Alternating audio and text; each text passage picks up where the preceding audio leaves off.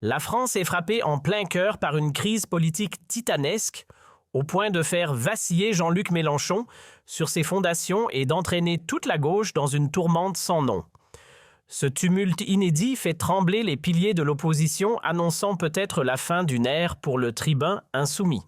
Le 1er juillet, alors que les projecteurs s'apprêtaient à s'allumer pour un débat très attendu sur quelle époque Léa Salamé, figure incontournable de France 1, et France Inter a lâché une bombe médiatique. Au lieu d'un simple échange politique, c'est un dossier explosif qu'elle dévoile en coulisses, des documents confidentiels mettant en cause Jean-Luc Mélenchon, le chef de file de la France insoumise. Rapidement, ces révélations font le tour du réseau X comme une traînée de poudre, reprise avec fracas par le Figaro Valeurs Actuelles et autres tambours médiatiques. Le contenu. Rien de moins qu'un soupçon de financement occulte orchestré par Mélenchon, lui-même pour saboter le gouvernement de François Bayrou, tout en gonflant les voiles de son propre mouvement. Soyons clairs, on vous manipule. Ceux qui prétendent vous représenter vous enfument, pendant que l'État vous vide les poches en toute impunité. Si vous en avez plus qu'assez de cette mascarade, il est temps d'agir. Le lien en description est votre porte d'entrée vers la résistance française. À vous de choisir. Devant le tsunami médiatique provoqué par les révélations, Jean-Luc Mélenchon a préféré fuir le plateau plutôt que d'y faire face, jetant de l'huile sur un brasier déjà incandescent. L'affaire qualifiée de cataclysme politique par les experts a mis le feu aux poudres, la rue gronde, la France s'embrase et la NUPES vacille sous les coups. Que dissimulent réellement ces pièces confidentielles? Pourquoi Léa Salamé a-t-elle lancé sa charge maintenant? Et surtout, quel impact cette bombe aura-t-elle sur l'avenir de la gauche et sur l'équilibre du pays? Attachez vos ceintures, l'histoire qui s'ouvre pourrait bien rebattre toutes les cartes du jeu politique. Depuis la décision fracassante d'Emmanuel Macron de dissoudre l'Assemblée nationale le 9 juin 2024, la France tangue dangereusement. Ce choix pris dans la foulée de la percée spectaculaire du Rassemblement national aux européennes, avec 33% des suffrages, a plongé le pays dans une instabilité durable. Le Monde parle d'un enlisement permanent. Les législatives anticipées de juillet 2024 n'ont fait qu'aggraver le blocage, aucun camp ne domine.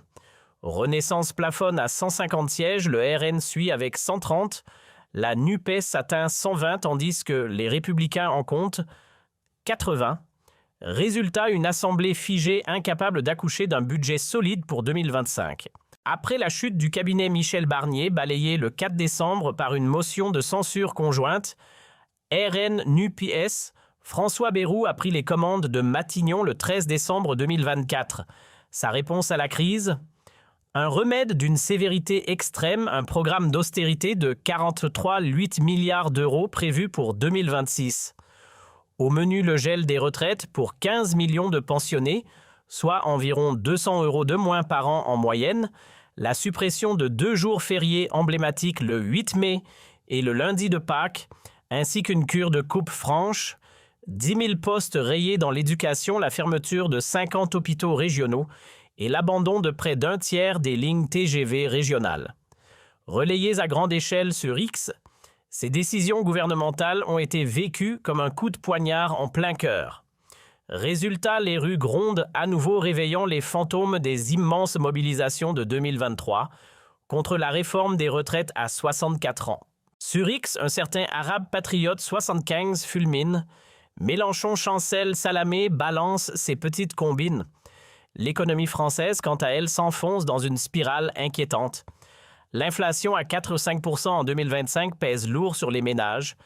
L'INSEE tire la sonnette d'alarme, les prix de l'énergie ont explosé de 20% depuis l'année précédente. Et ce n'est pas tout, les violences ont bondi de 12% selon l'intérieur. Côté industrie, Renault décroche perdant 15% de part de marché face aux géants Tesla et BYD. Alstom, lui, vacille sous la pression de la concurrence chinoise, un symbole frappant d'une désindustrialisation qui s'emballe. En mars 2025, un sondage Toluna Harris Interactive révèle une vérité glaçante. Seuls 4% des Français gardent foi en Macron, tandis que 67% l'accusent d'être le grand architecte du chaos économique et social. Le divorce entre le peuple et les élites n'a jamais été aussi prononcé. L'IFOP enfonce le clou, seulement 18% font encore confiance au gouvernement et à peine 15% aux médias classiques. Dans cette atmosphère électrique où chaque mot peut faire exploser les réseaux, Léa Salamé fait une entrée théâtrale digne d'un final de série. Célèbre pour ses interviews tranchantes et ses passes d'armes musclées avec Mélenchon. Souvenez-vous de leur clash mémorable en 2022 sur France 2, où elle l'accusait de jouer les Cassandres de l'inflation. Elle revient au cœur de l'arène, prête à en découdre. Le 1er juillet, alors que Jean-Luc Mélenchon s'apprêtait à dénoncer en direct sur quelle époque la politique de rigueur du gouvernement Bayrou, un retournement de situation spectaculaire survient. Léa Salamé annonce avoir reçu d'un informateur interne à LFI un paquet explosif, des documents prouvant que Mélenchon aurait siphonné des millions d'euros issus des caisses de campagne et des fonds européens pour alimenter des opérations clandestines. Parmi elles, des campagnes anti-Macron à l'international et une stratégie d'expansion de son mouvement à Paris. Au cœur de ces pièces accablantes, un courriel échangé entre un cadre de LFI et une ONG basée à Bruxelles mentionne un mystérieux fonds révolutionnaire, tandis qu'un SMS signé Mélenchon laisse entendre un projet pour faire vaciller Bayrou. Avec son habituel ton cinglant, Salamé assène en direct « Monsieur Mélenchon, ces preuves jettent une ombre très lourde sur votre probité ». Acculé par une avalanche d'accusations, Jean-Luc Mélenchon décide de jeter l'éponge et annule sa venue au débat. Sur son compte X, il dénonce une inquisition médiatique orchestrée contre lui, concluant par un énigmatique « Nos pierres, J.L. Mélenchon ». Instantanément, la toile s'embrase.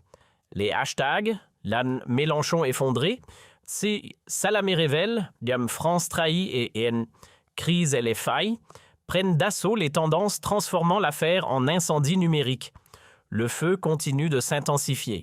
Et soldat colère balance, Salamé a pulvérisé Mélenchon. Il détourne nos impôts à son profit. Les extraits vidéo du débat font le tour du web, cumulant 10 millions de vues. On y voit Salamé exhiber les fameux documents avec un calme glacial. Pendant ce temps, les mêmes fusent, Mélenchon grimé en tyran corrompu, Salamé en héroïne inflexible. À autre conspiration 75, on rajoute une couche. Pris la main dans le sac, Salamé révèle son cou tordu. Bien que non vérifiés, les documents révèlent des échanges internes montrant que LFI aurait fermé les yeux sur les dégâts sociaux de ses alliances internationales. Alors même que la pauvreté frappe désormais 15% des Français. Le 27 juillet 2025, la séance à l'Assemblée nationale vire au chaos, retransmise en direct sur LCP. Jordan Bardella, avec son sourire en coin, lance « Grâce à Salamé Mélenchon tombe le masque. Même la gauche trahit. » Marine Le Pen, elle frappe sur X. « Mélenchon pille le peuple. Salamé rétablit la vérité. » Manon Aubry tente de sauver les meubles, dénonçant un montage médiatique visant Mélenchon. Mais au sein de la NUPES, les fissures s'élargissent à vue d'œil. Sur TF1, Gérald Darmanin tacle sèchement. Les extrêmes finissent toujours par se saborder. Quant à Renaissance, les confidences pleuvent en coulisses. Mélenchon, c'est terminé. Salamé lui a porté le coup fatal. Invité au micro de France Inter, François Bayrou tente d'éteindre l'incendie avec un ton apaisant. Laissons la justice suivre son cours. Pendant ce temps, les rédactions s'enflamment. Le Figaro claque un titre choc. Salamé accuse Mélenchon séisme à gauche. Libération plus stratégique évoque une manœuvre médiatique bien huilée pour ébranler la NUPES. Sur CNews, Sonia Mabrouk consacre une émission spéciale au duel Mélenchon-Salamé entre clash et règlement de compte. Éric Zemmour n'y va pas de main morte. Mélenchon, c'est la corruption version révolution. Quant à Philippe de Villiers, il y voit carrément la décadence terminale de la gauche. Sur France 2, Anne-Sophie Lapix brille par son silence, ce qui n'échappe pas aux internautes. Par soldat colère ironise, Lapix joue les muettes pour protéger ses copains de l'élite. À l'international, la presse ne reste pas indifférente. The Guardian résume sans détour la gauche française en pleine tempête après les révélations de Salamé.